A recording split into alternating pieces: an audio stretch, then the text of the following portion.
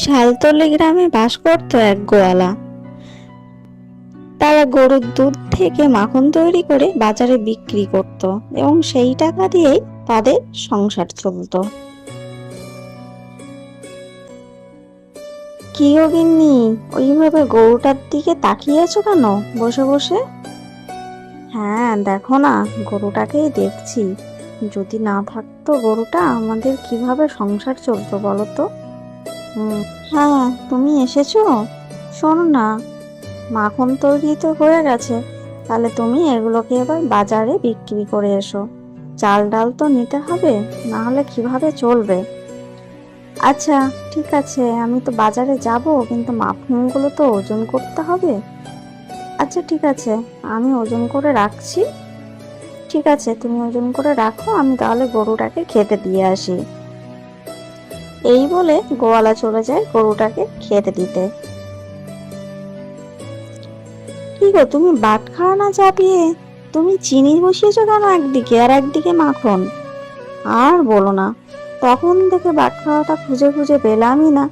তুমি তো 1 কিলোই চিনি কিনে নিয়ে এসেছিলে, তাই ভাবলাম একদিকে চিনিটা দিই আর একদিকে মাখনটা দিই, তাহলেই তো সমান সমান হয়ে গেল, চিনিও 1 কিলো, মাখনও 1 কিলো।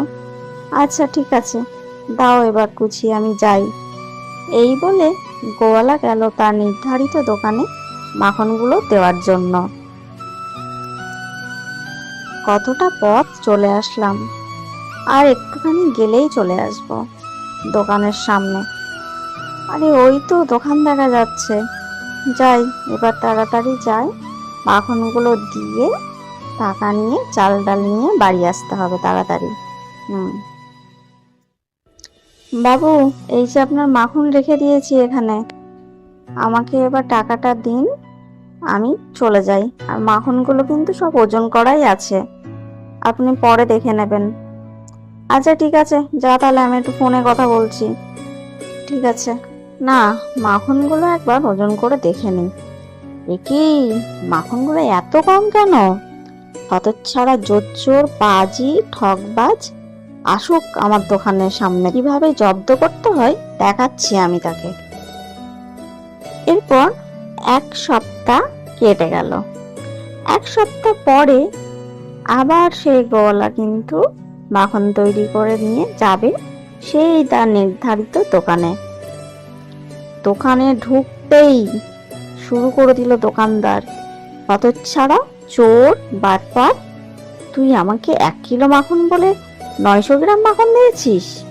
তুই চুরি করছিস দিনে দুপুরে? আগে বাবু না, আমি তো চুরি করিনি, আসলে আমি বাটখারা তো খুঁজে পাচ্ছিলাম না, তাই আপনার দোকান থেকে যে চিনি নিয়ে গেছিলাম 1 কিলো, আমি সেই ওজনের মাপ করে আমি মাখনগুলো নিয়ে এসেছি। তাহলে চোরটাকে আপনি বলুন তো দেখি, আপনিই তো তাহলে আমাকে 1 কিলোর বদলে 900 গ্রাম চিনি দিয়েছেন। তাহলে এতদিন ধরে কে ঠকাচ্ছে? আমি আপনাকে ঠকাচ্ছি না আপনি আমাকে ঠকিয়ে গেছেন? আজ থেকে আমি আর আপনার সাথে এরকম ব্যবসা করব না, আপনি অন্য কাউকে খুঁজে নিন, বলে চলে আসে সেই গরিব গোয়ালা। কথায় আছে না, আপনি যেটা লোককে দেবেন সেটাই আবার আপনার কাছে ফিরে আসবে, সেটা ভালোই হোক কিংবা ঘৃণার। ওই জন্য যেমন কর্ম তার তেমন ফল।